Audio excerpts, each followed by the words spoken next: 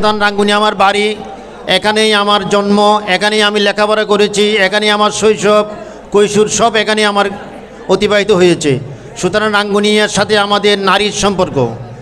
আজকে এই যে উদ্যোক্তারা যে খেলার আয়োজন করেছে, এটা আমি ওদের ধন্যবাদ জানাচ্ছি এই জন্য যে আজকের যুবকেরা আজকে বাংলাদেশকে আবার স্বাধীন করেছে। সেই যুবকেরা যারা 24-এর বিপ্লবে যারা নিজেদের জীবন দিয়েছে, নিজেদেরকে জীবন দিয়ে দেশকে স্বাধীন করেছে, সেই যুবকদেরকে আমি আমার বক্তব্যের শুরুতে গভীর শ্রদ্ধার সাথে স্মরণ করছি। এবং যারা আহত হয়েছে, যাদের চোখ গিয়েছে, পা গিয়েছে, তাদেরকে আমি আবার গভীর শ্রদ্ধার সাথে স্মরণ করছি। এই যুবকেরা যদি না থাকতো আসলে এই দেশ এখনও সে অন্ধকারে থাকতো। আমরা আগেও যেরকম এইরকম কোনোদিন আমরা এখানে আসতে পারি নাই, কোনোদিন খেলা উপভোগ করতে পারি নাই। আমাদের দেশ পরাধীন ছিল, এখানে একটা নির্যাতন নিষ্পীড়নে আমরা কাটিয়েছিলাম। আমার মনে পড়ে আমরা আজ থেকে প্রায় 12-14 বছর আগে আমি রাঙ্গুনিয়াতে একটা ওয়েলফেয়ার ফাউন্ডেশন করি। সেই ওয়েলফেয়ার ফাউন্ডেশনের সভাপতি আমরা কয়েকটা স্কুল করার পরিকল্পনা নিই এবং রাঙ্গুনিয়া ইসাখালীতে আমি একটা স্কুল করি। সেই স্কুলের আমার সব কিছু হয়ে যায়, ভিত্তিপ্রস্তর হয়, সব কিছু হয় এবং স্কুলে ক্লাস শুরু হবে, ছাত্রভর্তি হয়ে যায়।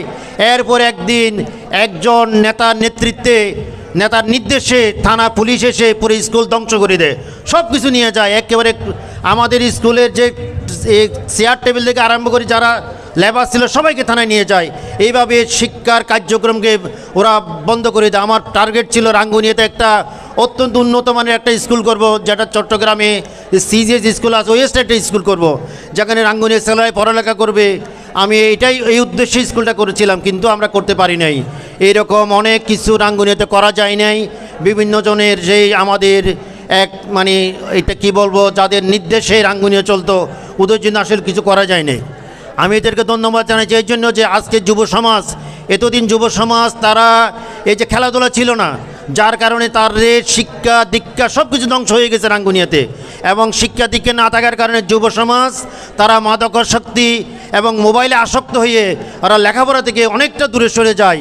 আজকে এই সুযোগ এসেছে, আমি যুব সমাজ যারা তোমাদেরকে বলবো, ভাই তোমরা জ্ঞান যদি না থাকে, শিক্ষা না থাকে, তাহলে কোনো দিন এই এলাকায় আমাদের যদি শিক্ষা না থাকলে আমরা কোনোদিন দেশে জাতিতে আমরা পরিচয় দিতে পারবো না। যেমন শিক্ষার জন্য এই এলাকার একজন গুণীজন আমার অত্যন্ত প্রিয় ভাই ডাক্তার ওয়াকিল আহমদ, এই স্কুলের ছাত্র। সে শিক্ষার কারণে, শিক্ষা দীক্ষার কারণে আজকে বাংলাদেশে না সারা দেশে অত্যন্ত স্বনামধন্য হয়েছে। এবং আমাদের অর্থোপেডিক সোসাইটির, আমি একজন অর্থোপেডিক সার্জন, অর্থোপেডিক সোসাইটির সে একজন কিংবদন্তি বলা যায়। শুধুমাত্র সে গ্রামে পড়ালেখা করেও এই শিক্ষার কারণে আজকে সারা দেশে সে সমাদৃত।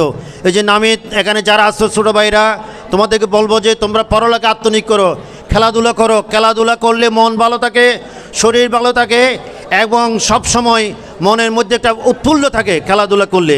এই জন্য আমি বলে খেলাধুলায় থাকলে, আমরা যে কম্পিউটার গেম না খেলে খেলাধুলার মধ্যে নিজেদেরকে আত্মনিয়োগ করলে আমাদের সবসময় যে ভ্রাতৃত্ববোধ যেটা সে খেলাধুলার মাধ্যমে হয়।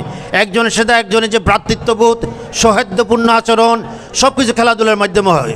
এই জন্য খেলাধুলায় যেমন জয় পরাজয় থাকে, সব জায়গায় জয় পরাজয় থাকে। এই জন্য জয় এবং পরাজয়কে দুটাকেই বরণ করতে হয়।